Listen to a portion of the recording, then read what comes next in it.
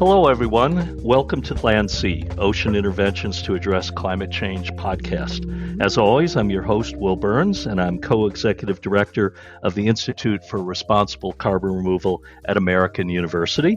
And as always, I'm joined by my co-host, Anna Madlener, who is the MRV manager at Carbon to Sea Initiative. Hi, Anna. How you doing? Hi, Will. I'm good. How are you? I'm well also. That's good. What's in store today? Well, we're joined today by Alex Gagnon, who is co-founder and CEO of a company called Banyu Carbon, which is a direct ocean removal startup that's based in Seattle. For those in our audience that are less familiar with this technique as opposed to some others, it involves removing CO2 from seawater and returning the decarbonized seawater to the ocean, where it re-equilibrates through air-sea gas exchange and thereby removes carbon dioxide from the atmosphere. We previously discussed the form of this approach in our episode last summer with the Dutch startup, CO2. Which is developing an electrochemical approach for the separation. Banyu's approach employs a process that's designed to use sunlight to drive a chemical reaction that causes CO2 to be released from seawater. Banyu's two founders, Alex and Julian Sachs, were recently named among Bloomberg's most influential climate leaders to watch in 2024. Nice. Yeah, I'm excited to talk more about direct ocean removal, or DOR, as we might call it throughout the episode. In general, this season, it's an interesting marine carbon removal solution with very different logistical and, I guess, engineering challenges than, for example, ocean alkalinity enhancement, which we've covered much more extensively previously. And I think the focus often is really on the electrochemical separation of the carbon dioxide and how to optimize the energy usage of that. And Banyu's version using sunlight sounds really compelling to me. It's a lingering question for me around all of the CDR approaches, that it really only works when you have 100% clean energy. We, obviously also need to talk about similar MRV challenges. In the end, the removal only occurs through air-sea gas exchange. So I'm curious to hear more about that. Yeah, agreed. And the clean energy issue is obviously an abiding one that we continue to talk about, and it's inspiring to see entrepreneurs really trying to confront that directly. So it'll be interesting to see what they have to say, and it'll also be interesting to talk about differences in terms of policy and regulatory approaches that might be pertinent to this option as opposed to some of the others that we talk about. So why don't we hear from our guest? Yeah, let's do it. Hello, team. Can you hear me? Yes. Hello. Yes. Wow, what a welcome. Yeah, thank you guys for this really important, community service and for bringing things in. Things are changing so quickly, and it's the work that we're doing so vital that I'm really happy with the way that you've been engaging with people who are on the front lines. Really thoughtful people that are engaging with marine carbon dioxide removal, and just happy to be here. Awesome, happy to have you here. Will, do you want to kick us off? Yeah, I will. So, Alex, can you introduce yourself, including what inspired you to leave the hallowed halls of academia and make this foray into the CDR startup world? Yeah. So, again, thank you for inviting me to the show. And you sort of mentioned that this involved a step away from academics. I know that you have an academic background too. So, let me do a brief introduction. So I'm Alex Gagnon, co-founder and CEO of Banyu Carbon. And at Banyu Carbon, we're developing a low energy and sunlight-driven process to do direct capture of carbon dioxide from CO2 and rivers. And as you mentioned at the top there, both my co-founder, Julian Sachs, and I are also faculty in chemical oceanography at the University of Washington. And prior to founding Banyu, my work was related to or adjacent. It had some important ties in to some of the things that we think about in marine carbon dioxide removal. So I previously worked on oceanographic research that focuses on the impact of ocean acidification and other changes in marine carbon and marine chemistry on coral reefs and plankton that build shells or skeletons. And some of the published work from our lab actually involves measuring the impacts of different aspects of ocean chemistry, separating out how they impact organisms, which is super relevant for understanding approaches like ocean alkalinity enhancement and other marine carbon dioxide removal techniques, because it can sort of help sort of really articulate the potential co-benefits or potential challenges to marine organisms. I think so we were doing, both my co-founder and I were doing really, I think meaningful work. I really enjoyed working with students and found faculty really engaging. But as we developed this technology, realized no one else was working on this. And the immediate need and the timeline to make a difference for the planet was really a call. And so the potential to bring this really new technology to market and the potential to make a difference was, sort of big enough for us to step back from our tenured academic roles. And it became really clear that while we could develop this within a faculty research environment, that the timeline would be really, really slow.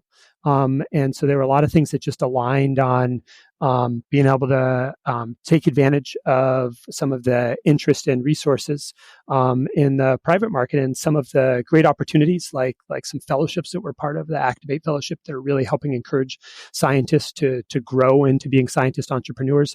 The timing was really just right to be able to try to bring this out to market in more of a private approach. So, can you also tell me a bit about the genesis of Banyu? Where'd the idea originate from? Yeah. So, we're a different approach. We're doing a sort of novel way of carbon removal, and so it kind of makes sense that there might be a sort of unconventional origin story. The foundation of our approach is that we use sunlight and seawater, really abundant natural resources, to produce a stream of carbon dioxide that we can then lock into the ground. And where this came from is that my co-founder and I had both been longtime collaborators, and we'd been working for the last decade on an island just north of Tahiti, actually Marlon Brando's private island, an island called Tetiaroa.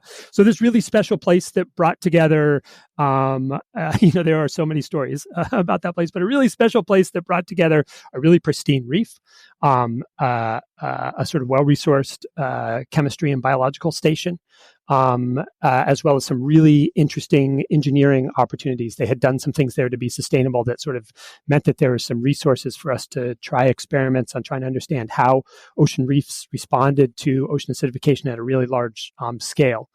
And so we had been sort of doing these experiments, and it becoming increasingly more and more engineering focused. We were actually sort of managing moving carbon dioxide in and out of seawater at relatively large scales. And this helped us recognize that there was kind of this opportunity to solve the problem of carbon removal involving the ocean and seawater. And then as we sort of started taking advantage of or recognizing some recent advances that had happened in chemistry and material science, sort of realized there's a way to couple that directly with a sunlight-driven process. And so sort of, I guess, sort of supported by sunsets on a private island in the South Pacific, and really being able to be around a great research environment like here at the University of Washington, to sort of be on the top and cutting edge of a bunch of research in a bunch of different fields, is sort of that coming together that led to Banyu.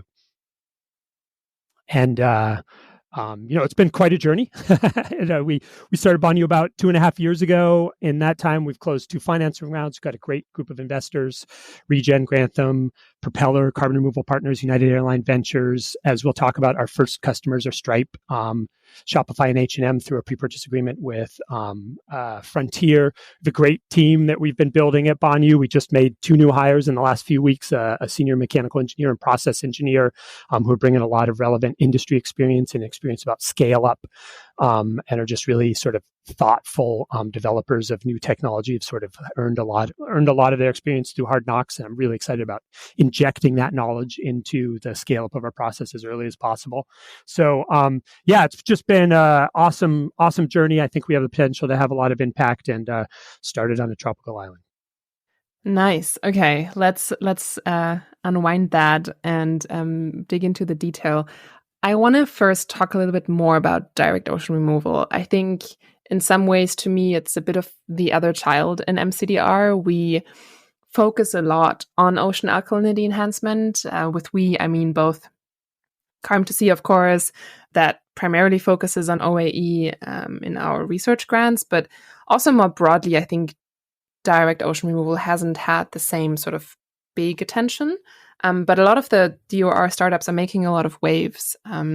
So can you describe us briefly what direct ocean removal is, how it's perhaps also similar and different from ocean alkalinity enhancement, and in particular, how you are different from a electrochemical approach? We've previously in this podcast covered direct ocean removal using electrochemical separation of the carbon dioxide. So I'm sure it would be interesting to figure out and sort of unravel the differences. Yeah. Thanks, Anna. So we need a lot of shots on goal. And so I'm really excited to share more about our approach of direct ocean capture, direct ocean removal. But everything that I'm about to say is sort of underpinned by the fact that the marine carbon dioxide removal is really collaborative, and we're all cheering each other on. So first, to sort of introduce a little bit about direct ocean removal, which is also sometimes called direct ocean capture or direct water capture. And it's sort of simplest framework that involves capturing CO2 from seawater. Seawater is taken into a process, seawater is taken into a process, CO2 is extracted, and then the partially decarbonated water is returned to the ocean where it can take up more carbon dioxide from the atmosphere. So that's sort of the fundamental approach.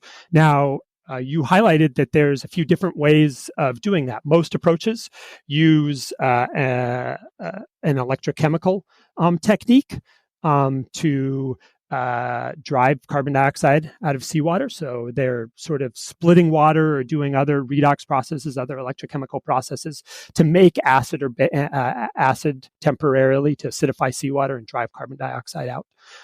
And what makes our approach really novel is that we use a photochemical reaction. So we're able to take sunlight and really efficiently make temporary acid, which can acidify seawater, drive out the carbon dioxide, and then clean up after itself, return seawater to normal levels of acidity, and return carbon dioxide back to the ocean in a way that the only change is that carbon dioxide has been removed. Carbon dioxide, the root cause of climate change and ocean acidification.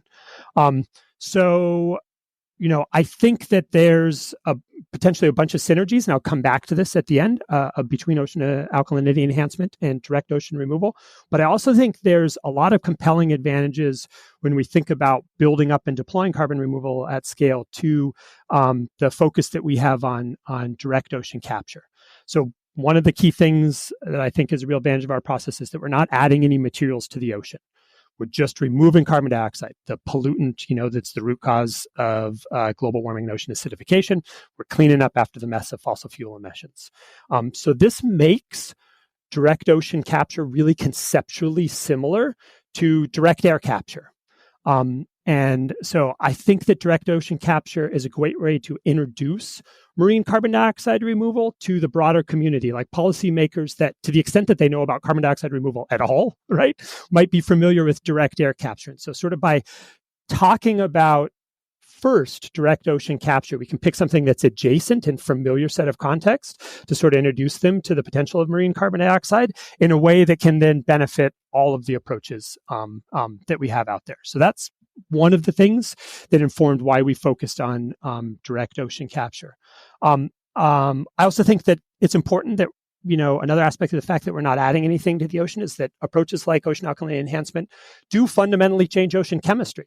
they push it into a new state that can allow it to store more carbon. I mean, that's the heart of the process.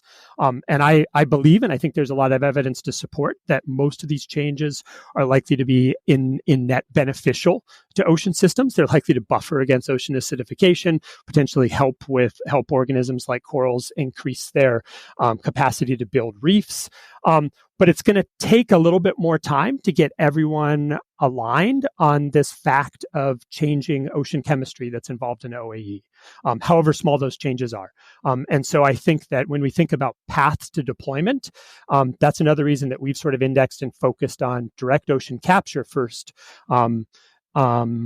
That we focused on direct ocean capture first. And then I'll hit two other sort of things that I think are some distinguishing features. We produce a directly measurable stream of CO2 that makes some aspects of verification easier than other approaches. And I think we'll discuss that a little bit later. And then another key thing is that direct ocean capture, when implemented in the ways that we do it, and every approach that I'm familiar with, every electrochemical approach that I'm familiar with, doesn't produce a stream of waste acid like ocean alkalinity enhancement.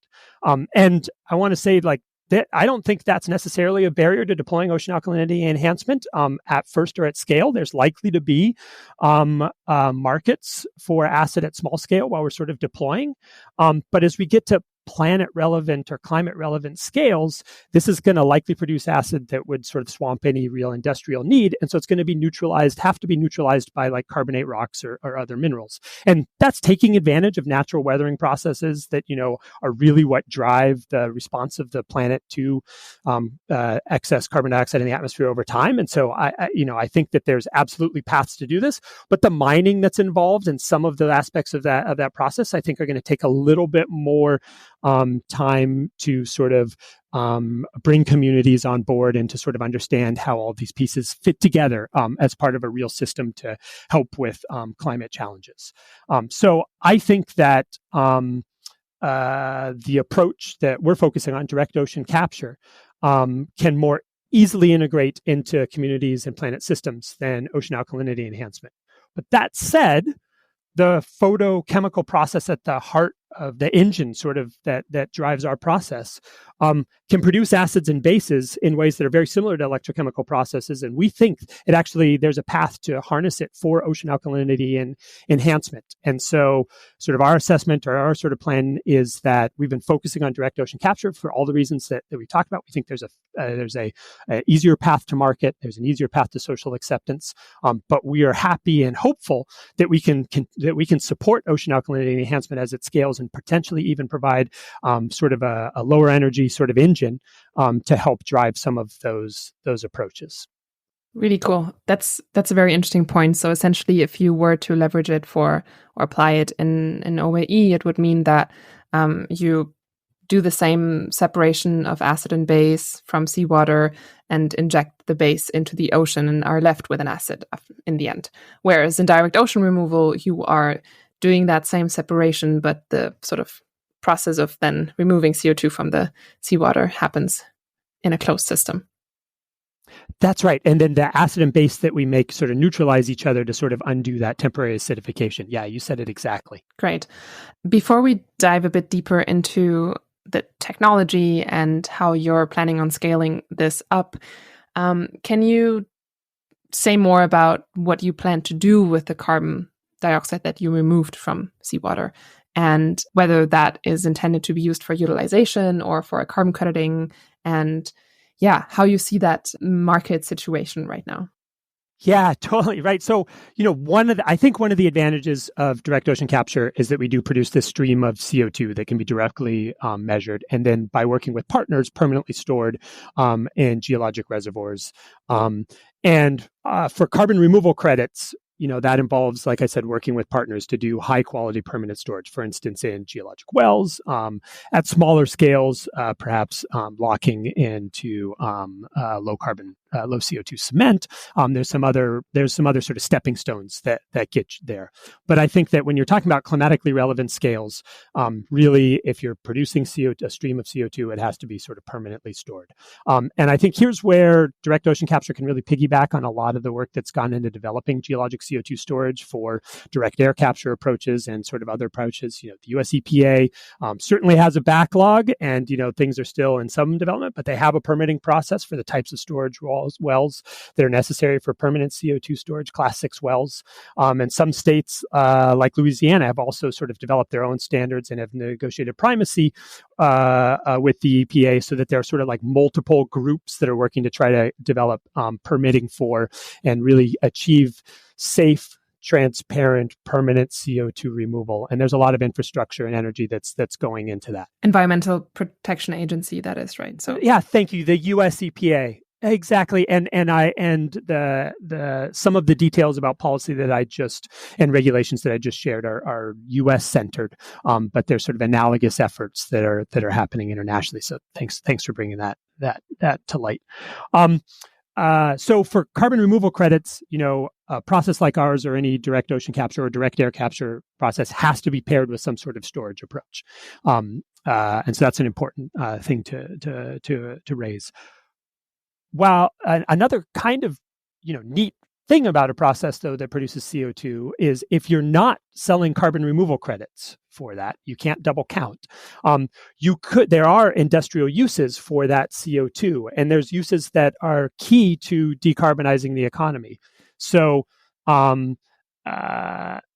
the synthetic fuels require non-fossil CO2 as a feedstock. So the sort of the inputs that would go into synthetic sustainable aviation fuel, for instance, are hydrogen, that we talk a lot about. That's both an important component of the chemical that's made when making synthetic fuels, but it's also the energy source that is used when upscaling from smaller building blocks up to synthetic fuels. But then you also need the carbon backbone, and that has to come from some non-fossil CO2. And so capturing it out of the air, out of the ocean, is one of the few ways that you can get CO2 as the sort of the base for these industrial processes. So we're really excited about the potential for the CO2 that we capture to be able to be part of the ecosystem that helps decarbonize some of these really hard to green industries like long haul transportation. And that's one of the reasons that been so excited that United Airline Ventures is one of our investors. They're just such a thoughtful partner, and they've really built an ecosystem approach to sort of building up the players and the components necessary for a sustainable aviation future. And so, that's sort of another path for the CO2. But it is important to sort of distinguish CO2 for carbon removal credits, the high quality carbon removal credits, that's permanent storage. CO2 for use in synthetic fuels or industrial uses, you're not getting that particular carbon removal credit, but may qualify for other tax incentives and also provide a real need, hit a real pain point. You can't make some of these synthetic fuels without CO2. So let's talk a little bit about scalability issues then, right? You adverted to next steps. My understanding is you've only tested this technology now in the lab. What's your short and medium term plans for field testing? Yeah, so thanks, Will.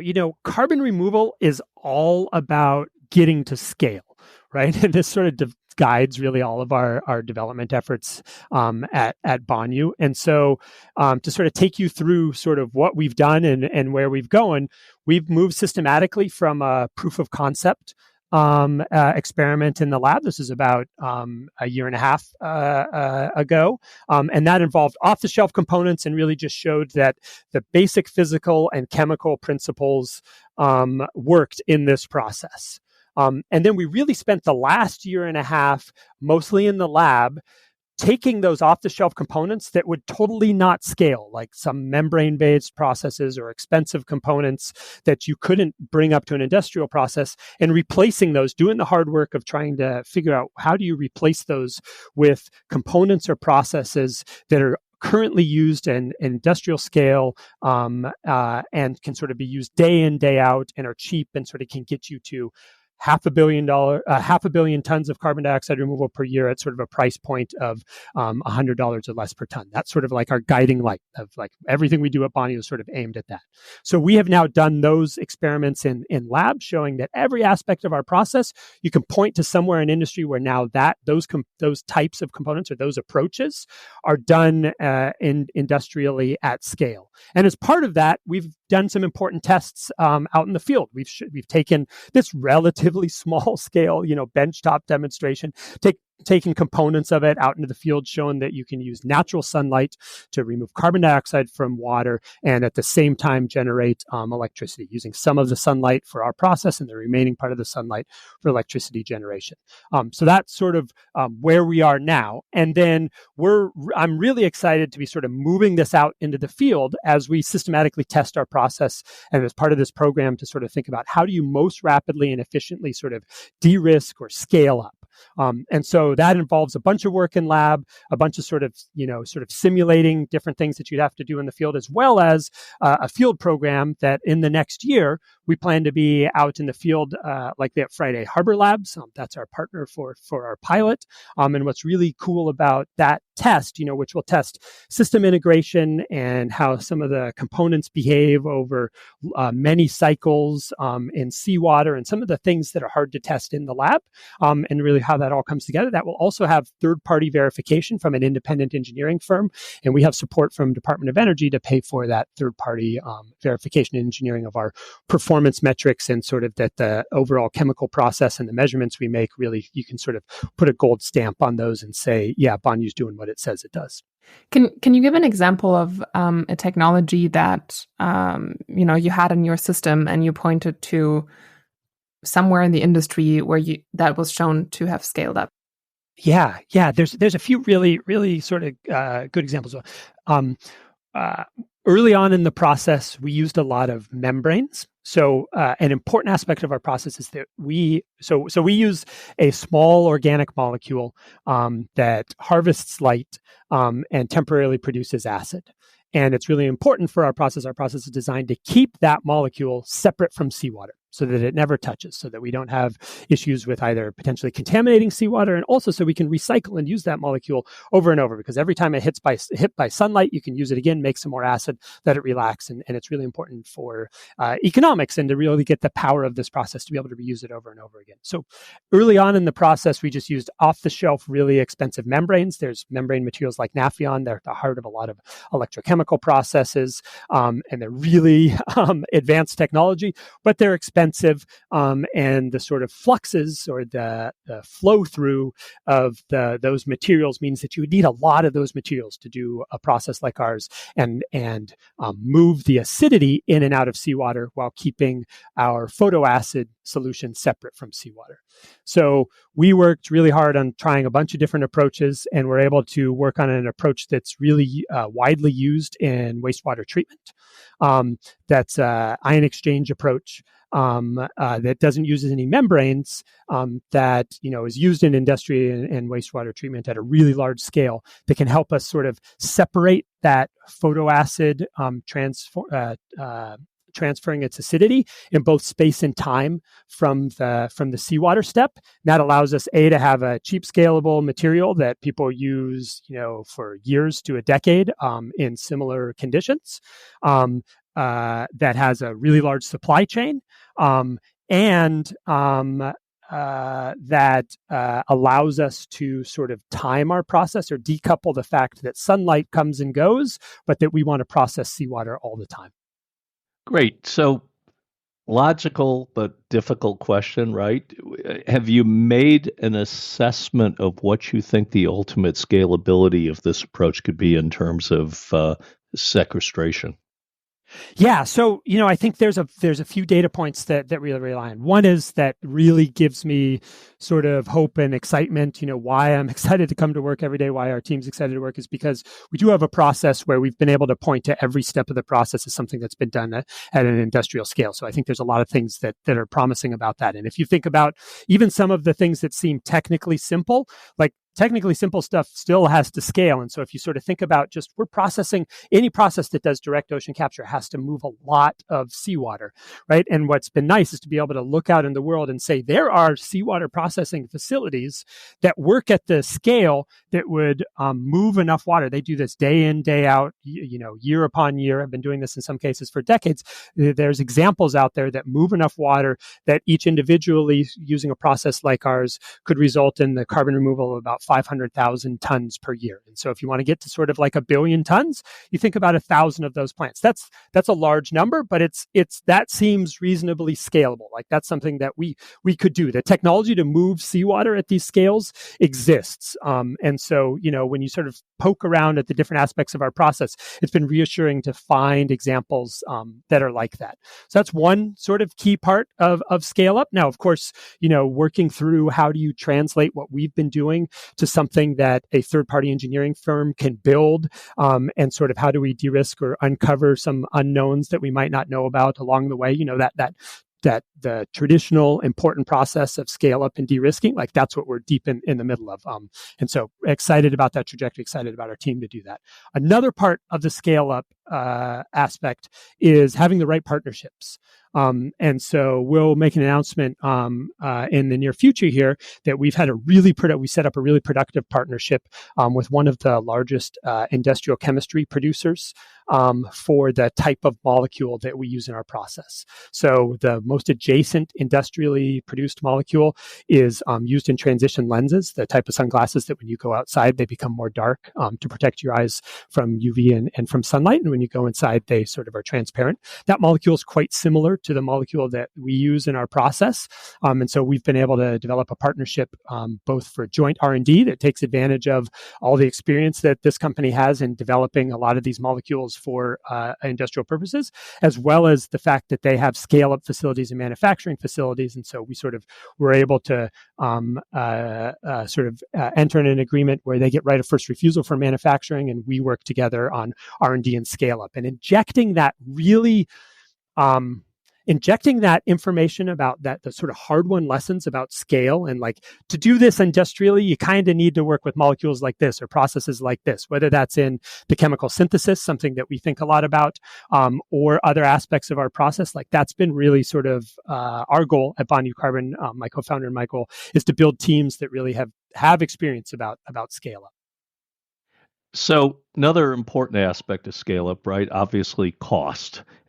And we're going to talk a bit about the Frontier purchase later, but you have a Frontier purchase, I think pegged at about $1,400 per ton. Where do you think ultimately you can scale at the nth of a kind plant of the 1,000 or so that you're contemplating? Yeah, totally. So, Frontier is doing this really impressive work to build the carbon dioxide removal ecosystem. And so if you look around at all the sort of pre-purchases, they're finding people who are relatively early stages. And so if you sort of dig in there, you'll find that all of us are sort of at a similar price point. But what's also key about Frontier is they're only doing pre-purchases. It's been my impression with them. If people have a path to scale and a path to low cost at scale. Right. And, there's a lot of unknowns, and these are early bets. And, as part of those conversations and that diligence and that sort of workup, we share a lot of details about our TEA, and we use some standard components that they apply to all different types of technologies. So we sort of shared with them our TEA. And then on the back end of that TEA, that sort of shows where we are now, sort of that when we first applied that sort of $1,400 target, and where we think we can be for a first of kind 10,000 ton per year facility, on the order of a few $100s per ton. And then you tack onto that sort of the industry standard growth learning curves that Frontier applies to all its technology. And then we also talk about sort of how you might march along those growth curves. And those show that nth of kind, we should be well below $100 per ton. And I think there's important aspects of our path that show why you scale, because we have a relatively modular process, why you can sort of hit those targets. So we think that we can get below $100 per ton when you get up to sort of nth of kind scale.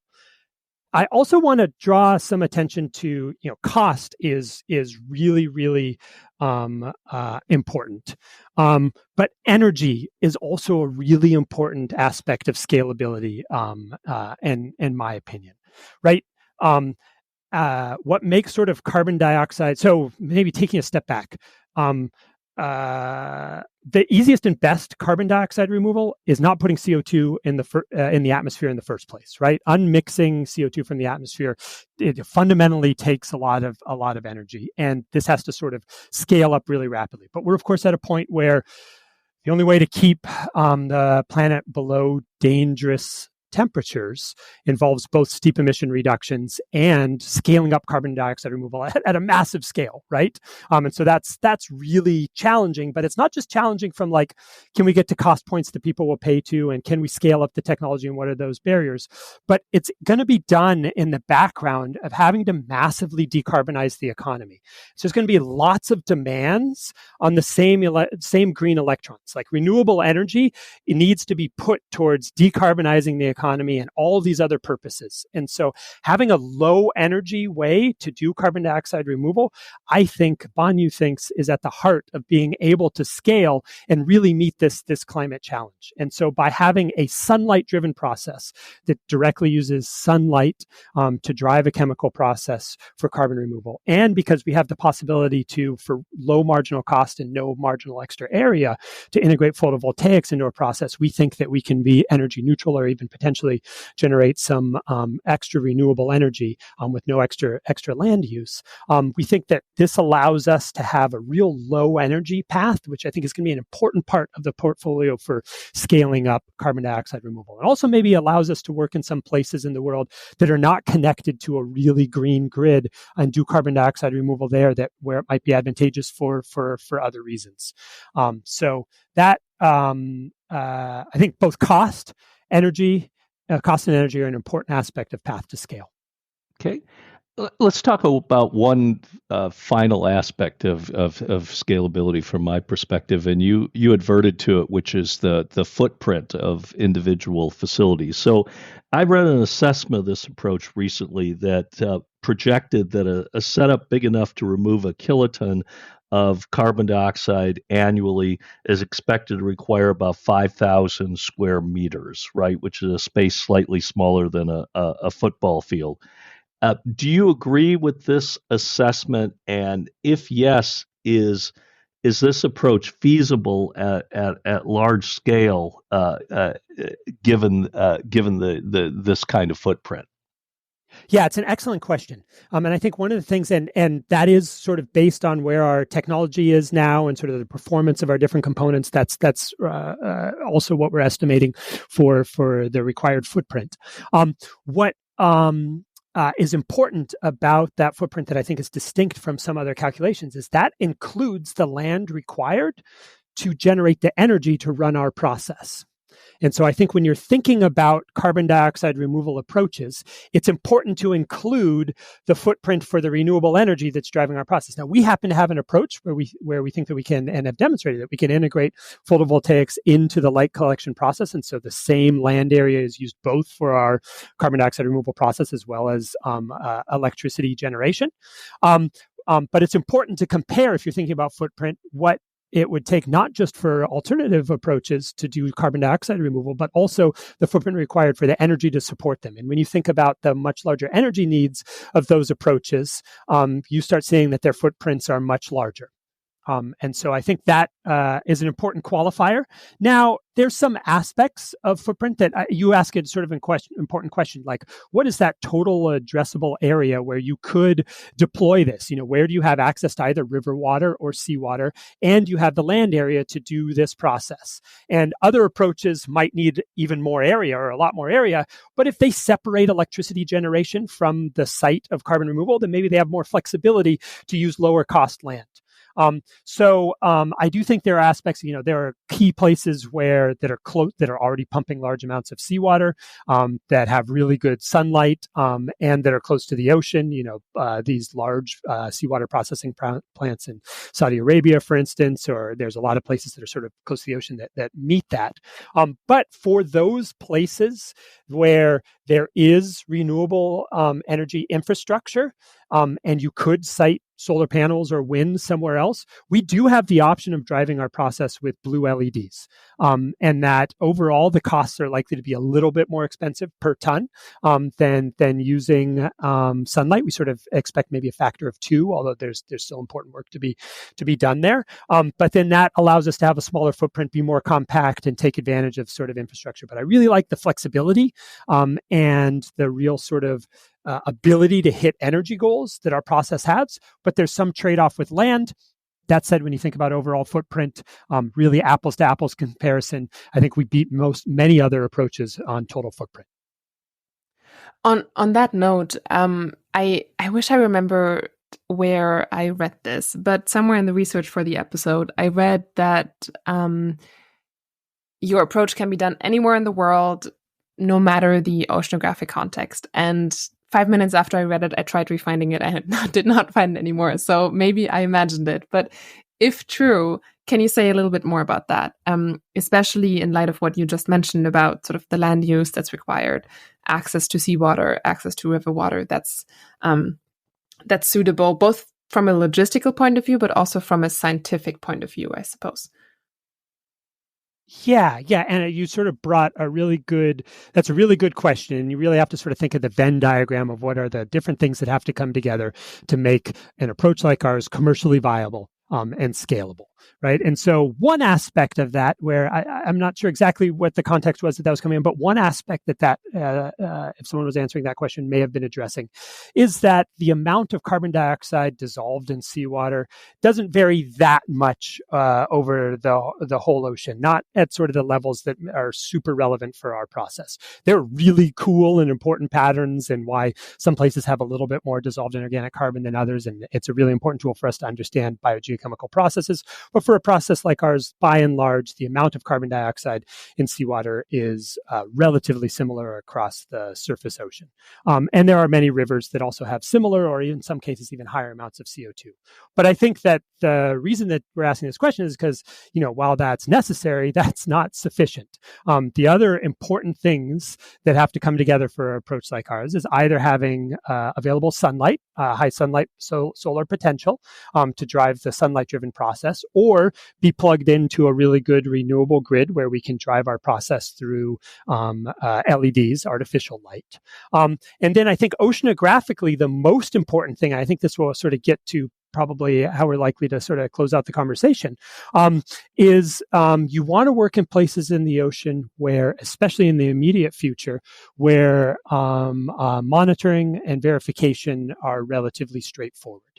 And so that requires working in places in the ocean. And there are large parts of the world's ocean where this is true. I think actually we'll probably get into the details a little bit more here. I think there's actually a pretty good path for this, but you would need to work in places where the water that is output by a process like ours, like direct ocean capture, stays in the surface ocean long enough where it can exchange with the atmosphere and take up more carbon dioxide from the atmosphere. And that is not the whole ocean, right? There are definitely places where that is where the surface ocean, water in the surface ocean is pushed down into the deep ocean and kept out of exchange with the atmosphere. And just briefly sort of drilling down on that a little bit more, as a scientist, I think a lot, when I'm wearing my scientist hat, I think a lot about those places where air-sea gas exchange is not that good, like places where it's kind of like you go to pathological or strange places to learn about how the whole system works. And so as a community, we often think about why are there these places where air-sea gas exchange is not working as we would think as simple chemistry. And so as scientists, we sort of index on that. But when you think about what is the path to deploying carbon dioxide removal, that's where you step back and you say, large portions of the world's ocean, and in some cases, coastal processes even accelerate some of these things. Large portions of the world's ocean are relatively straightforward for calculating the air-sea gas exchange and relatively straightforward for siting processes like ours. Okay, interesting. Yeah, that sort of resonates with why I hesitated to believe that or to take that statement as it was written. And again, I didn't find it again, so I may have imagined it, but I thought it was on the website. But that makes sense. Like it's more a logistical question of no matter the oceanographic context, we can sort of do this process anywhere. But then again, of course, judging by the actual oceanographic sort of physical conditions, I suppose it does matter, of course, where you are. And drilling down a bit on what you just mentioned about monitoring and verification, the big elephant in the room. Maybe we'll talk about the other elephant in the room, which is permitting. But the MRV is an elephant in the room, and I want to talk to you about something that's been on my mind, which is, we often talk about MRV monitoring, reporting, and verification in these hypothetical large scales. When CDR projects, startups, deployments are at scale. And there are a ton of really cool, innovative solutions to do that and to tackle that. But the reality right now is that these deployments are happening at small scale. They are happening primarily in coastal regions. And from what I understand, your technology is, for now, primarily taking place in coastal regions as well. And that requires a lot of community consensus. It requires scientists and regulators operating in these regions to sort of buy into your technology and be convinced that your monitoring and your verification is solid. And the tools and technologies needed to do coastal observation, coastal modeling are very different from what we talk about when we talk about fancy, super innovative MRV at scale. And they're potentially a bit more boring or not as scalable, etc. How do you navigate this problem right now? How do you approach MRV? And how do you think about that? Yeah, that's a really astute question that really acknowledges the path to scale as well as the fundamental scientific and technical challenges. So let me try to build a little bit of framework of how we think about this at Banyu Carbon. And we sort of separate a little bit the near field from far field needs, approaches, and goals. So the primary knob that changes the efficiency of our approach, the primary sort of important aspect of MRV is for a direct ocean capture approach like ours is air-sea gas exchange. So we produce a stream of CO2. You can measure that. You know how much CO2 you pulled out of seawater, and then now you're returning that decarbonated water to the ocean, and you have to discount carbon removal if not all of that decarbonated water re-exchanges with the atmosphere, and there's going to be some amount that is not sort of reaches completion. And so, because of the timescales on that process, from months to years, and because of the ocean circulation, that happens far from typically a large portion of it at least will happen far from the site of carbon removal. That said, there's important coastal processes that probably accelerate this air-sea gas exchange. But sort of our approach has been to be really kind of conservative about this. Think about siting our first demonstrations in places where the error bars on that air-sea gas exchange are relatively well known, and then just way discount our first carbon removal for this process. Like, let's say that models sort of think, 90% carbon removal would be achieved here, but with some error bars on it, we'll just sort of at first discount our approach to 80% in this sort of hypothetical situation to be able to get to a path to market, so that we're not splitting hairs. And then as technologies and approaches advance, these are likely to be mostly modeling-based approaches, I think, at these large scales, then maybe we can recover more of that efficiency and say, well, actually, we have been removing more of this carbon. So I just want to distinguish a little bit about what's going on in the far field there, so that we can focus a bit more on your question, which is more sort of the near field. And for the near field, I think the techniques and goals are more driven by regulations, permitting, and really reaching sort of community consensus about siting than likely about the air-sea gas exchange. Although there's some important air-sea gas exchange that happens there, and so those set of tools I think there is still room for sexy, cool tools in that space. But it really is, the ocean mix is relatively fast. But it really is that sort of near outflow sort of mixing region where you're monitoring, where we're talking about tools that are making sure that pH doesn't exceed permitted levels, where we're trying to make sure that the biological impacts, the fact that we're us and some other approaches like OAE might provide a very local refuge from ocean acidification to make sure that that is actually happening and that there aren't sort of negative consequences. So a set of old-fashioned biological monitoring and sort of the tools of chemical oceanography, but also I think there's room for innovation for scaling those and making those cheaper. But I do think that they're relatively locally focused, and that measurements are more locally focused, and that modeling is likely at a larger scale. And the way that we buy sort of confidence in the modeling approaches, because modeling is less tangible, is by being really conservative about appreciating the error bars and discounting conservatively early on. Yeah, I think that makes a lot of sense. That I've been thinking about this in similar ways as well, that the sort of near field monitoring solutions, in the true sense that it is, monitoring for regulatory purposes and monitoring environmental effects, is truly somewhat different actually from, deploying sensors for quantification, and to sort of, from a technological point of view, think a little bit differently about those two sets of requirements. And I could talk so much more about this, but I want to make sure that we talk a little bit about the regulatory aspects as well. Yeah, maybe, MRV is so important. If maybe you can indulge me in just a little bit more, I'm thinking about this, because I think you really bring up an important point of like, how do you march towards scale? And maybe these smaller scale deployments are in some ways proving grounds where you can in parallel work on modeling and far field. But I think they can be good proving grounds for the partnerships, the community engagement, the sort of working with regulatory bodies for doing the near field work, right? Even, our pilot is likely, even at the outflow, like to be basically undetectable changes to seawater chemistry, just because the ocean is so big and mixes so fast. Like, it's hard to actually detect these things, and that's a challenge for MRV. It has some benefits ecologically, but it's also a challenge for MRV. But nonetheless, we're citing our plans for our pilot in a place that many scientists contribute to this. But I helped build the sort of baseline monitoring system. Old-fashioned chemical oceanography, great sort of tools. But I think that there's stepping stones to MRV that are really useful. And I think you drew attention to the fact that maybe these smaller scale deployments can be sort of really places where are proving grounds for the near field. Then I just want to sort of come back to some thoughts that you inspired when we were talking about on the far field, and that's sort of like, how do we define success there?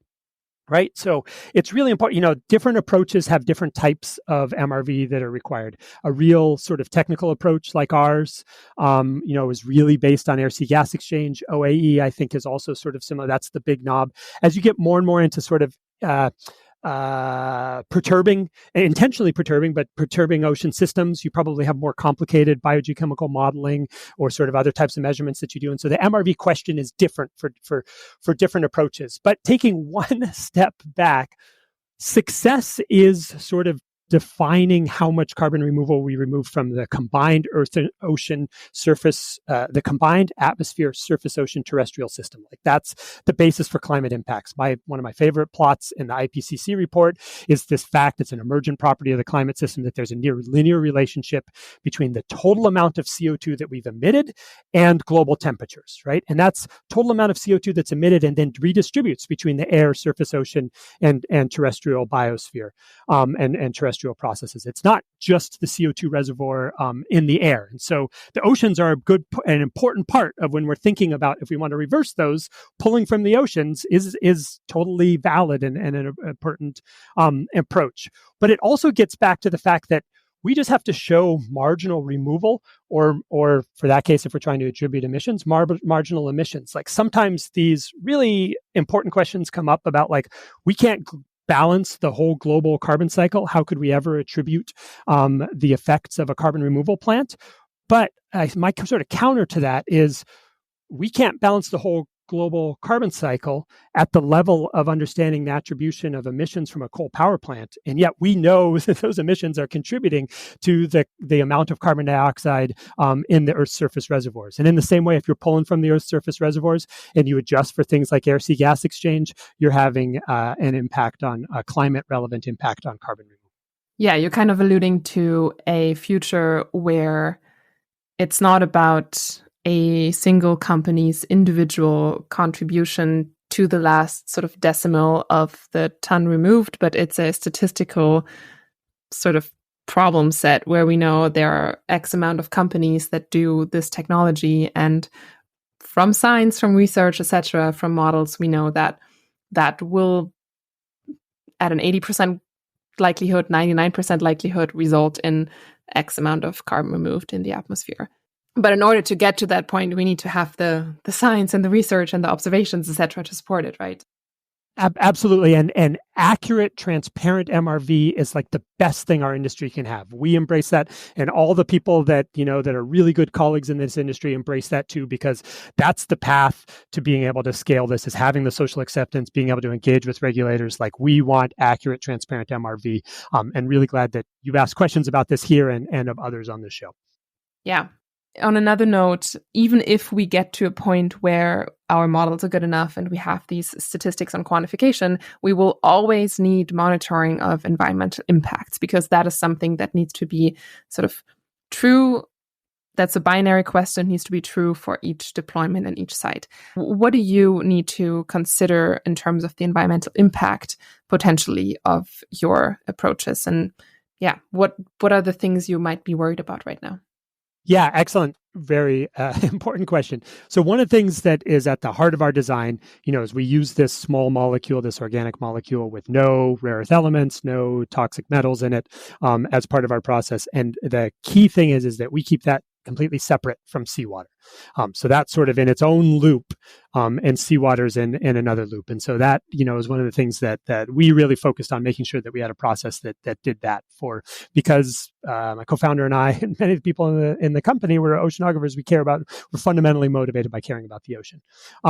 Another sort of thing to think about that's important is all these processes, every carbon removal process is doing some perturbation, right? It is, in our case, we're just extracting CO2, but when you extract CO2, that's doing the opposite of ocean acidification. That has benefits, but it means that because of the way that the interconnectedness of the chemistry of seawater, that means that the pH will be elevated, right? And so we think that we can design our process under operational conditions where we can keep that pH elevation relatively low, and that especially in the mixing area that we can go well below sort of permitted requirements for pH there.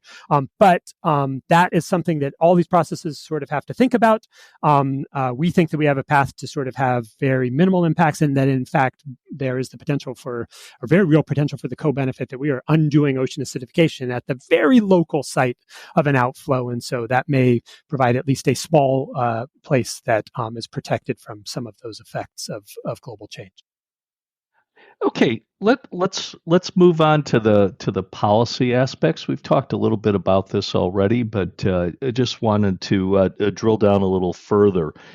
In reference to your Frontier purchase, one of the requirements that Frontier has is to talk about the regulatory process that you contemplate, both in terms of small scale research and potential deployment, as well as issues of social engagement. And so I just want to disaggregate those. And first of all, I ask you, what's your understanding of the pertinent regulations for your approach? Maybe applying it as we're starting off in the United States. What statutes and regulations are going to be pertinent to deployment of this approach?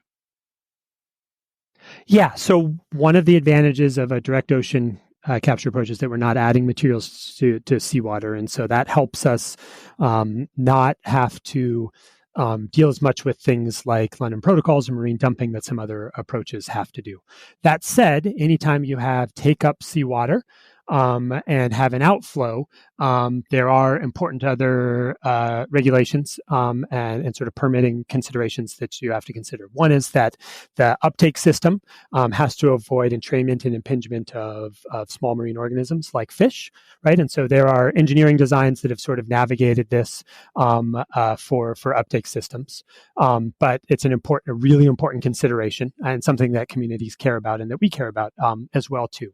And then anytime you have an outflow, you have to sort of be within bounds of chemical and other sort of physical properties of the water. And so we think a lot about the main change that we have is that we've removed CO2, and that drives an increase in pH.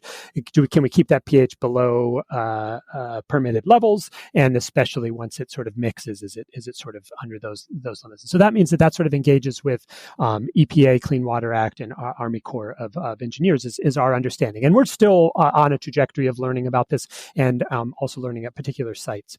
Part of a lot of those regulations are focused on the uptake and outflow of water, and that's why we've really focused on, for our initial deployments, trying to work with partners that have existing seawater uptake and outflow permits and infrastructure. And one nice thing about our process is a lot of electrochemical processes are really get real boosts from working with really saline water, so desal type outflows, but we don't need that, or those processes don't need that, but they get boosts from that. But we can work with a wider range of waters. And so our sort of ideal partner are more like the once through cooled power plants or industrial cooling facilities, of which there's a lot more of built up than desal. So to date, you haven't had to directly deal with regulators then, right? It's largely going to be piggybacking on current facilities, right? But in the longer term, you'd contemplate, if you're building these discrete facilities, right? More of that sort of engagement, and including internationally, right? That's exactly right. That's exactly. We think that there's a path to market and to scale up with a bunch of partners. But when we do our TA, when we try to think about how would this scale for climate relevance, you have to be able to build these things independently. Okay. And then let's talk a little bit about public engagement issues, right? I don't think it's a secret that ocean interventions have already become contentious from a standpoint of public perception, right? We had lots of pushback in Cornwall in terms of Planetary's approach. We're hearing some pushback in terms of the Loch Ness project of Hui. What have you done to date in terms of public engagement for the venues that you contemplate initially field testing, and what do you contemplate this would look like in the longer term, including who do you think are the key stakeholders that need to be brought into this process, and what concerns do you contemplate they'll have for your process? Yeah, well, right. So really essential question for doing any of this is really integrating it with the concerns and needs of the community. I think that you've highlighted one of the reasons that we focus so much on direct ocean capture, even though I mentioned earlier in the show that there's potential ways that our process could be used also for ocean alkalinity enhancement. And that's because we don't add new materials to the ocean. And so that is an important part of when we're sharing what we hope to do. I think that's an important part, something that really communities are likely to sort of understand that distinction.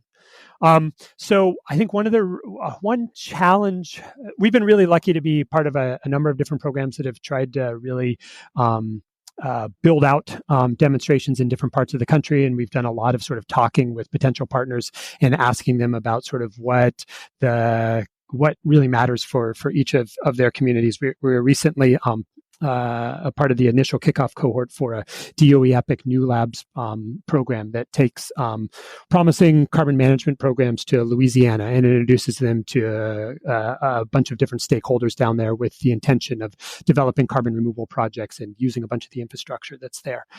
And 90% of that time was about the sort of experience that other companies have had engaging with communities. I think the real challenge is, especially when we're talking about early small projects, is how do you come in and not just share the sort of like really be transparent about what you're doing and what potential impacts could be and what potential benefits are, but how do you meaningfully engage in sort of providing community benefits when you're a relatively small project and you're parachuting into a community that you might not know how all the pieces fit together, right? And so that's where partnering with these projects like DOE Epic New Labs, who have worked in these communities, really listening, trying to understand, are there even at the small scale, are there win-wins, right? Like, so we're talking, in Louisiana, and people really care about clean water. And so you start, these are just brainstorming. We're really at early stages. We have not picked a site for our demonstration and build out yet, but you start sort of brainstorming about, well, we're flowing a lot of water. Could we co-site with technologies that are either established or that are testing cleanup of sort of persistent toxic molecules, and sort of actually maybe give back to the community in that way? Like, are there ways that we could try to find meaningful partnerships, at least at that matter even at this small scale, that would sort of help us really share a pathway where there's some real community benefits? Because the pushback is a community might really care about climate change, but then they ask, so like, but why are we doing this thing here when it's a whole planet problem? And so acknowledging that, sharing about how you've thought about and providing real information and being a real partner to sort of answer questions about what you think the impacts are and why maybe it won't impact things in the way that they are concerned. But then also, this is really challenging and doesn't work every time, but trying to find where there might be some win-wins, and really bring some meaningful community benefits, I think is, it's beholden on all of us to put a lot of effort into that.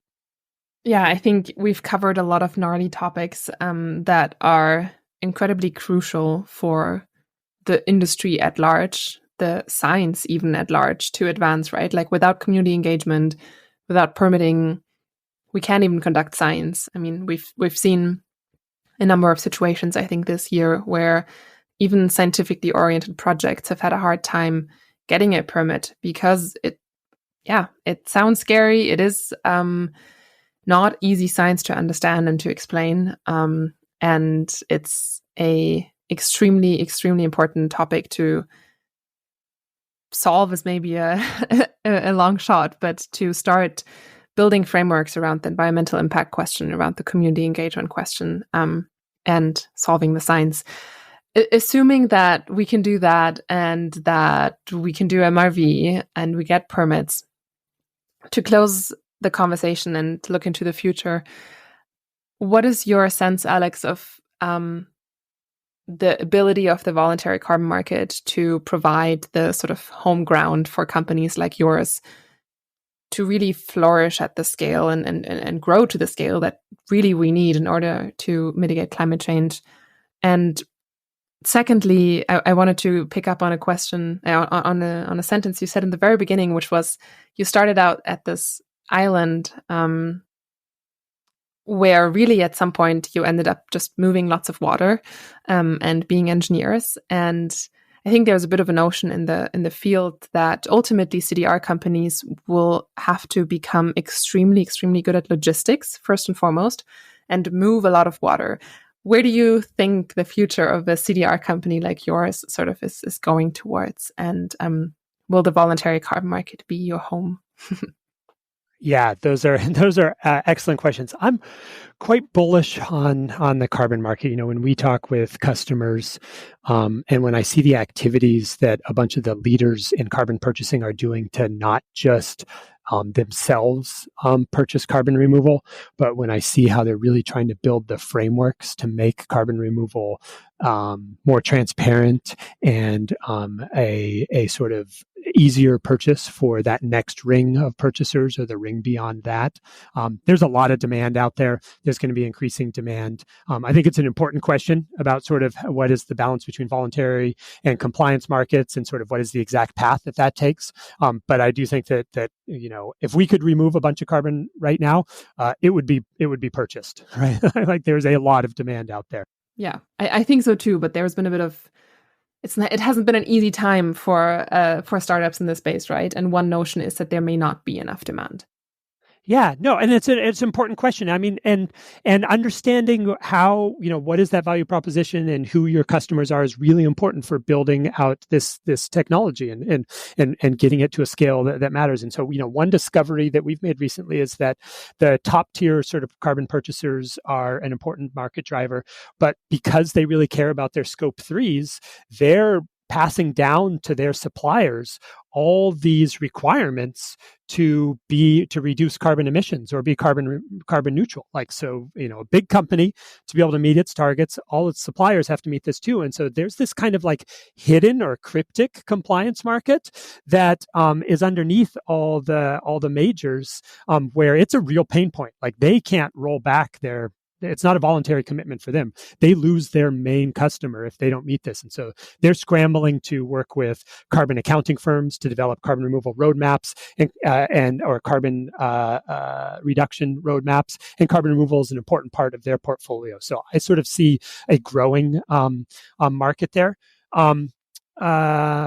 You also asked sort of, is it a tough time for startups? I think it's natural that there's going to be some startups that have, as the knowledge about the technology matures, as we learn more about different approaches and what's possible and the appetite for different approaches in the market. The market's really focused on high quality carbon removal, like direct ocean capture, like ocean alkalinity enhancement. I think there will be some natural changes in sort of what companies are out there and which ones are being successful. And so I think that there's really incredibly passionate people who are at those companies. I think that they have incredible skills, and I see them going to other companies. And so I think that as a field, we're continuing stronger. And so being really accurate and transparent about MRV, having maybe some losses of companies that as we mature in sort of our understanding of approaches, I don't see that as all a bad thing. And I think the last question you asked was about Tetiaroa, sort of circling back to what we were thinking about, how this connects on sort of moving a bunch of seawater.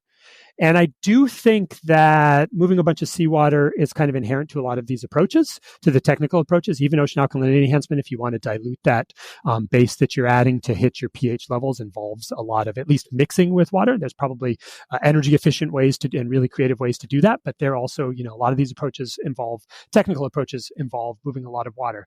But I kind of want to pick up on a tiny thread there, which is that there are multiple ways to scale. And one way to scale is a very technical engineering approach, like that we're building up for, and that involves, working with big industrial partners and engineering firms. But something we've been really challenging ourselves, and our advisors have been sort of challenging ourselves to think about is there a version of your process that's really simple? Like, we're lucky in that overall, our approach is relatively simple. Like, we have a molecule that gets light in it, and then it transfers acid. And it gets light in it, and it transfers acid, and cleans up after itself too, and then do CO2 removal. Are there versions of this process that can be done using sort of appropriate technologies, really low technologies? Maybe they don't involve as much photovoltaics, or they don't have all the benefits that you talk about. But is that a path to scale? Is a version of this where you can try to make like the scope of the world who can do these technologies really broad, so that they can just scale it up, and you license it, and you really think about sort of how do you make this really global? And maybe that's the way you get to climate relevant scale, as well as sort of the industrial approach. So I think your question is really appropriate. Like, we are at a place where we can have these sort of creative discussions. And I think it's important to continually challenge ourselves to think about, how do you get to scale? That's what's really important. How do you do that in a really low energy way? How do you hit your cost targets? How do you do this in a way where the broadest section of the world can participate in the benefits of carbon removal, especially those communities that are most impacted by climate change? I think that's a good place to stop, Alex. I really, really appreciate it. This was a really granular sort of discussion, and thank you for coming on the show, and thank you to our audience for listening. It was a real pleasure to join you guys, and thanks for the invitation. You're doing great work. Thank you. You too. And we'll look forward to catching up again in maybe a year or two and do an update version and hear what's happened and how it's going. And as you said in the beginning of the episode, there is a lot happening very quickly and changing very quickly. So It's going to be exciting. It is an exciting place to be. It's an exciting place for scientists who want to have an impact. It's an exciting place for people all throughout the carbon removal and management industry, from policy to engineering, to have a real impact. And it's just great to be part of this community. All right, we'll wrap up at that point. Thank you, everyone.